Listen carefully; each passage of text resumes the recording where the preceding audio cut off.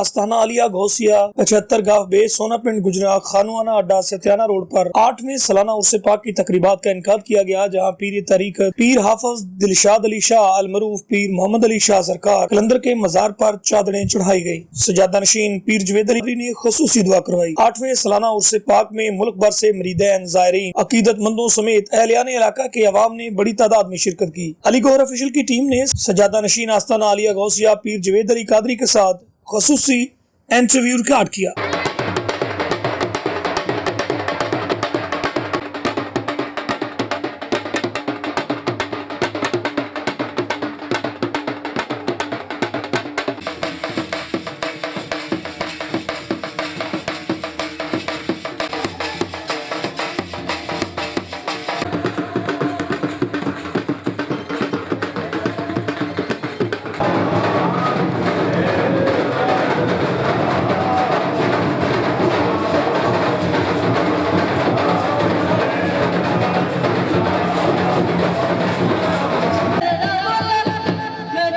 नारब अर्श मौला उत्ते नारब खाने काबे हु नारब इल्म कताबी लब्बा नारब विच महराबे हु गंगा तैर थी मूल न मिलिया मारे पैंडे बेहसाबे हु जादा मुर्शद पढ़िया या हजरत बाहू छुटे कुल अजाबे हु।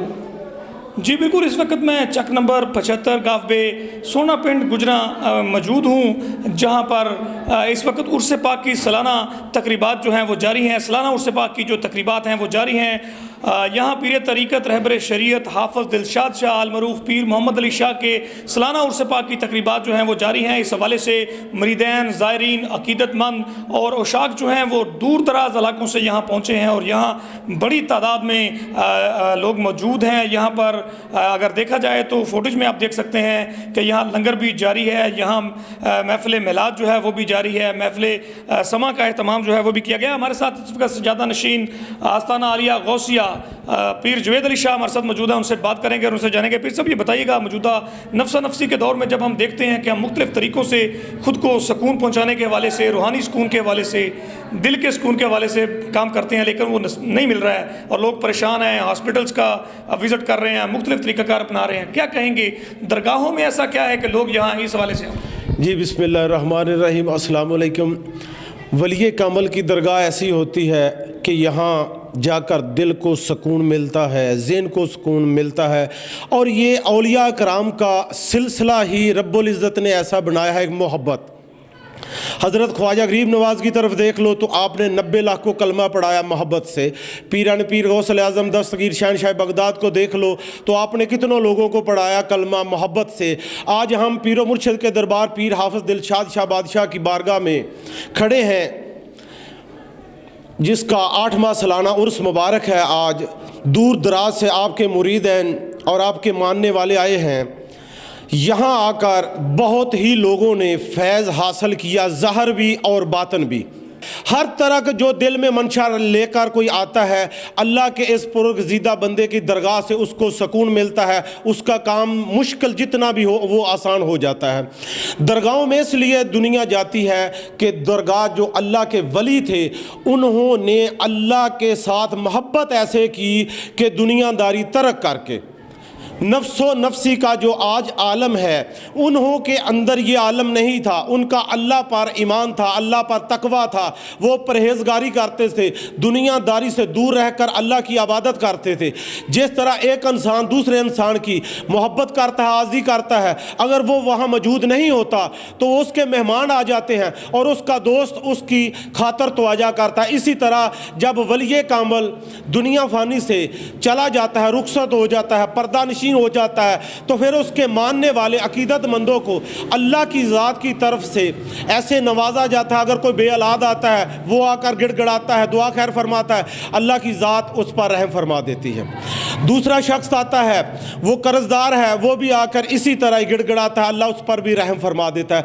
सबसे बड़ा औलिया इकराम से फैज़ हासिल इस तरह किया जाता है कि अगर इंसान नमाज पढ़े और उस पर गौर व फिक्र करे कि नमाज किन कामों से रोकती है, माँ बाप का अदब व हया करे, ہر انسان سے محبت کرے اور ایسی محبت کرے کہ اس سے اس کے گناہوں کو دور کر کے نیکی کے راستے پر لے کے آئے۔ اولیاء کرام کا سب سے بڑا درس یہی ہے، جیسا کہ کل رسم چراغیں تھی اور یہ ہمارا جو پنڈال تھا سب بھرا ہوا تھا، سب محبت والے لوگ، دور دراز سے، گاؤں والے لوگ، شہر والے لوگ، لاہور سے، ملتان سے، چیچا وطنی سے، آپ کے سب مرید یہاں موجود تھے کہ رات جب چراغیں روشن کی گئی تو بہت بڑا اجتماع تھا جو میلاد کی شکل میں تبدیل ہو گیا۔ یہ سب جو گھروں میں لوگ تھے جن کو پتہ نہیں تھا اور دل میں خیال آ گیا، یہ کون دینے والا ہے خیال؟ اللہ۔ یہ اس بادشاہ کی محبت ان کے دل میں گئی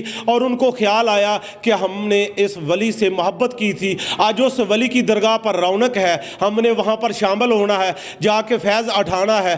آج چادر پوشی تھی، جماعتوں کا آنا تھا، چادر پوشی جب لوگ لے کر آئے، سنگتیں لے کر آئے، ان کا بھی دل میں ایک آرزو تھی کہ ہم کو بھی اللہ اس پرگزیدہ بندے کے صدقے نیک عمل کرنے کی توفیق عطا فرمائے۔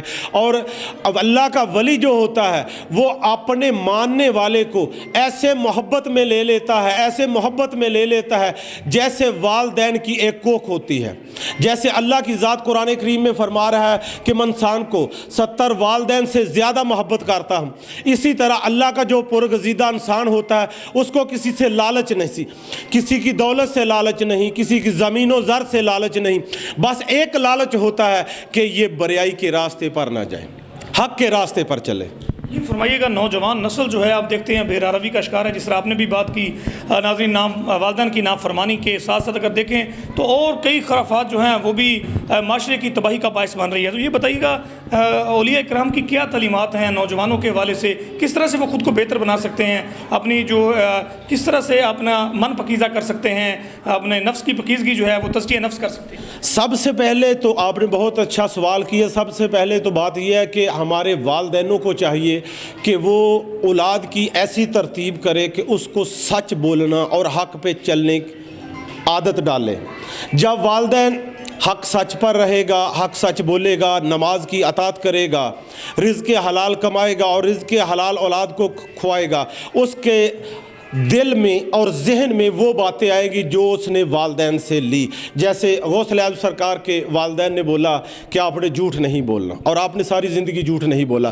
اسی طرح کوئی بھی اولیاء کرام ہے، اس نے جھوٹ چگلی سے، ہر شیطانی شر سے دوری کی اور اللہ کی رحمت حاصل کی، اللہ کی خوشنودی حاصل کی۔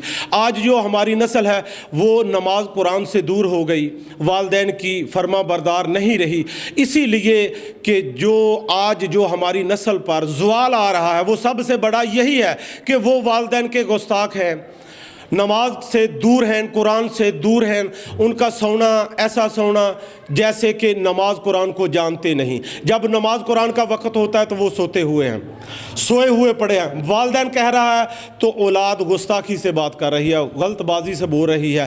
ایسی جو اولاد ہے جو دوسرے کو ملے گی تو اس کے دل میں بھی وہی غرور، گندگی، تکبر پیدا کرے گی۔ ولی وہ سبق دیتا ہے جس سے انسان کا غرور، تکبر ختم ہوتا ہے۔ جب انسان کا غرور، تکبر ختم ہوتا ہے تو اللہ کی ذات اس کے دل میں خاص اپنی رحمت اور محبت ڈال دیتی ہے۔ جب انسان کے دل میں انسان کے لیے اصل محبت آ جاتی ہے، وہ انسان ظالم ہو، برا ہو، جو بھی ہو، لیکن جو سچا انسان ہوگا اس کے لیے رو کر اللہ کی بارگاہ میں دعا کرتا ہوگا، اے اللہ تجھے تیری ذات کی قسم اس کے گناہ معاف کر دے۔ اور جو انسان برائی میں ہوگا وہ یہی سوچتا پھرے گا، یہی سوچے گا کہ میں نے اس کو کاٹنا کس طرح ہے، میں نے اس کو ذلیل کس طرح کرنا ہے، میں نے اس کو بجت کس طرح کرنا ہے۔ لیکن جب وہ وقت اس پر آتا ہے پھر انسان پریشان ہو جاتا ہے۔ قرآن کا فیصلہ ہے کہ جو انسان نے بیجنا ہے وہ کاٹنا ہے۔ اور جو اولیاء کرام اللہ سے محبت کر کے اس دنیا فانی سے رخصت ہو گئے، آج ہم ان کی درگاہوں پر اس لیے آتے ہیں کہ اللہ کا وعدہ ہے انسان سے کہ تو میرا ہو جائے بندے، میں تیرا ہو جاؤں گا۔ آج یہ درگاہیں جو آباد ہیں یہ اللہ کی محبت سے ہیں۔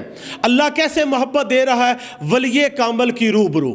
اب جب ولی کامل انسان سے محبت کرتا ہے تو وہ انسان کو سب سے پہلے اس سے محبت اس لیے کرتا ہے کہ اس سے گناہوں سے چھٹکارا دعا دیتا ہے۔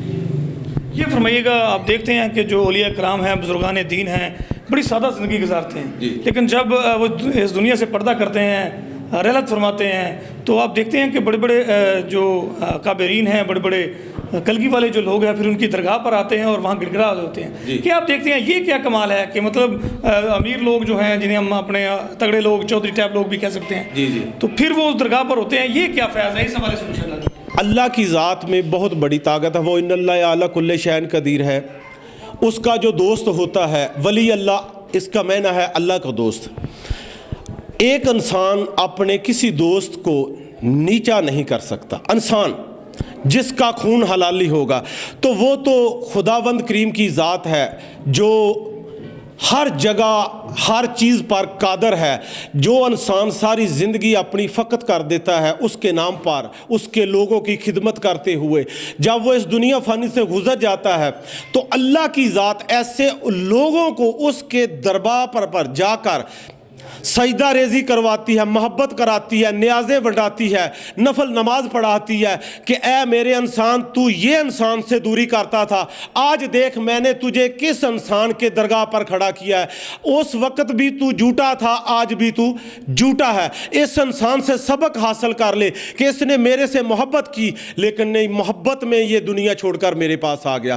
تو نے یہ دنیا داری سے محبت کی ہے، چھوڑ دے اس دنیا داری کو اور اس کی طرف دیکھ، اس میرے پرگزیدہ کی بندے کی طرف دیکھ کہ اس نے ساری زندگی ساری دنیا سے دور رہ کر میرے سے محبت کی اور میں اس پر راضی ہو گیا، میں نے اس کو اپنی رحمت سے نواز دیا اور یہ میرے رحمتیں لے کر میرے پاس آ گیا۔ کسی کو بد دعا نہ دی، کسی کو چگلی کے راستے پر نہ لگایا، کسی کو بری کے راستے پر نہ لگایا، اچھے کاموں پر میرے انسانوں کو لگاتا رہا۔ اور وہ جو جن کی آپ باتیں کرتے ہیں، وہ چودھری پھنے کھاں بڑے بڑے جڑے آ جاندے ہیں، انہوں دا کام یہ ہوندا ہے اظہر بھائی کہ گوہر صاحب کے جو انسان پنڈ دے وچ کوئی منڈا جوان ہو گیا تو خیال رکھ دے اندا منڈا جوان ہو گیا، اینو پھڑو، اینو نشے تے لا دوی ہے، کسی برے عیب تے لا دوی ہے، وہ پارٹی فیس نظام چلن لگ پندا ہے، وہ اخیر تباہ و برباد ہو جاندا ہے کہ وہی نہیں تاں عملاں دا دار و مدار نیت تے ڈپینڈ ہوندا ہے۔ جدوں نے کسی دی فصل خراب کرنی ہے، کسی دی اولاد خراب کرنی ہے تے آپ دی بھی فصل خراب ہونی ہے، آپ دی بھی نسل خراب ہونی ہے۔ اس طریقے نال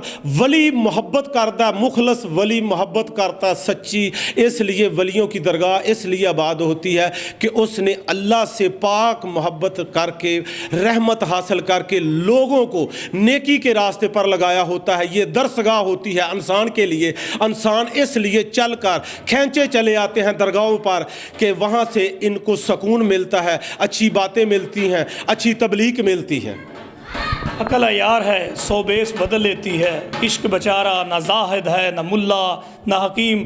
جو اللہ کے ولی ہیں ان کی درگاہیں آباد ہوتی ہیں، وہاں سے لوگ روحانی سکون حاصل کرتے ہیں۔ اسپریچول سائنس یہ کہتی ہے کہ جو لوگ اللہ کی محبت میں خود کو خالص کر لیتے ہیں، ان کے پاس بیٹھنے والے بھی قلبی اور روحانی سکون حاصل کرتے ہیں۔ اعلیٰ بذکر اللہ تطمئن القلوب، اللہ کے ذکر کے سوا کہیں اور سکون نہیں، اگر سکون ہے تو اللہ کے ذکر میں۔ یہ فرمائیے گا بابا جی کا کوئی خاص پیغام، کوئی خاص کلام جو اکثر وہ ڈسکس کیا کرتے ہوں، وہ بات کیا کرتے ہوں، اکثر وہ بات کیا کرتے ہیں؟ پیر و مرشد کی شادی نہیں تھی اور یہ ان کا ایک ستیلی بہن تھی جو وہ اہل حدیث سے تعلق رکھنے لگ گئی کہ آپ میرے پاس رہتے تھے، قرآن کے حافظ تھے، تو ہر وقت قرآن پڑھتے رہتے تھے، تو گرم طبیعت والے تھے کہ اتنی گرم طبیعت، جلالی طبیعت والے تھے کہ کسی نے اگر غلط کام کیا تو اس کو اکیلا ڈانٹا نہیں، بہت ہی اچھے طریقے سے ڈانٹا اور اس سے پھر محبت کی، ایسے محبت کی کہ کچھ دن اس کو اپنے پاس ہی رکھنا اور روتے رہنا کہ اے اللہ تجھے تیری رحمت کی قسم اس کے گناہ معاف کر دے، اسے حق کے راستے پر چلا دے۔ آپ کے جتنے مرید ہیں آج بھی ادھر بیٹھے ہیں، سب جتنے بھی ہیں، آپ کا سب سے بڑا یہ مریدین کو آرڈر تھا کہ والدین کی صبح جب اٹھو وضو بعد میں کیا کرو، والدین کے قدموں کا بوسہ کیا کرو۔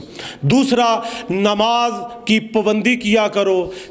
اس طرح پابندی آپ نے نماز کی کرنی ہے، اس طرح پابندی کرنی ہے کہ جیسے ایک عورت کنواری کسی جنگل میں جا کر عزت کو اپنی کو بچاتی ہے، اس طرح آپ نے جو نماز پڑھنی ہے اس کو پھر بچانا ہے، اس کو شیطانی بہکاوے میں نہیں لے کر جانا، شیطانی بہکاوے سے دور رہنا ہے، حق سچ کی بات کرنی ہے۔